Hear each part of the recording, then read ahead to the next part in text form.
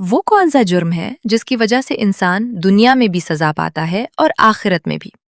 اور انسان کے پاس دنیا کی ساری طاقت، دولت اور مددگار موجود ہوتے ہوئے بھی قیامت کے دن کوئی اس کے کام نہیں آئے گا؟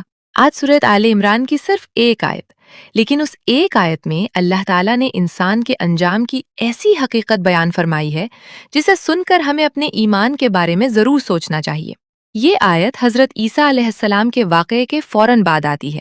آیت کا ترجمہ ہے، پس جو لوگ کفر کریں گے میں انہیں دنیا اور آخرت میں سخت عذاب دوں گا، ان کا کوئی مددگار نہ ہوگا۔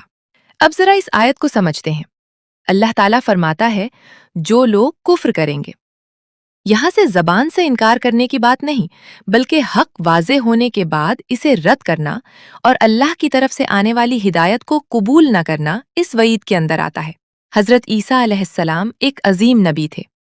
وہ اللہ کے حکم سے بنی اسرائیل کی طرف آئے، انہوں نے اللہ کی عبادت کی دعوت دی، اللہ کی طرف بلایا، ان لوگوں کے سامنے حق واضح کیا۔ لیکن جب کچھ لوگوں نے حق کو قبول کرنے کی بجائے اس کا انکار کیا تو اللہ تعالیٰ نے ان کے انجام کے بارے میں یہ سخت وعید بیان فرمائی اور ساتھ ہی فرمایا، میں انہیں سخت عذاب دوں گا۔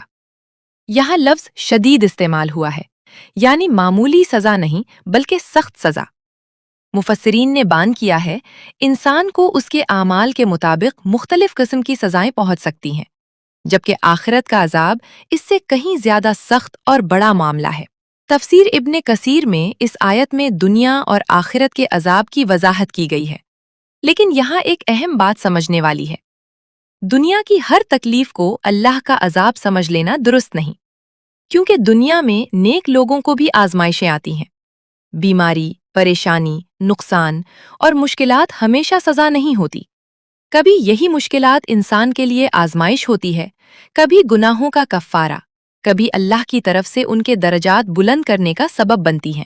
اس لیے اس آیت کو سمجھتے ہوئے ہمیں دوسروں کے بارے میں فیصلہ کرنے سے بچنا چاہیے۔ اللہ تعالیٰ نے فرمایا، دنیا اور آخرت میں اللہ کی نافرمانی اور حق سے دشمنی کے مختلف نتائج سامنے آ سکتے ہیں۔ تفسیر ابن کثیر میں اس مقام پر ان لوگوں کے بارے میں دنیاوی سزا اور ذلت کا ذکر کیا گیا ہے جنہوں نے حضرت مسیح علیہ السلام کے بارے میں کفر کیا یا ان کے معاملے میں حد سے تجاوز کیا۔ لیکن سب سے خوفناک بات ابھی باقی ہے، آخرت کا عذاب۔ دنیا کی زندگی ختم ہو جائے گی، مال ختم ہو جائے گا، طاقت ختم ہو جائے گی، رشتے ختم ہو جائیں گے، دوست اور ساتھی پیچھے رہ جائیں گے، اور پھر انسان اللہ کے سامنے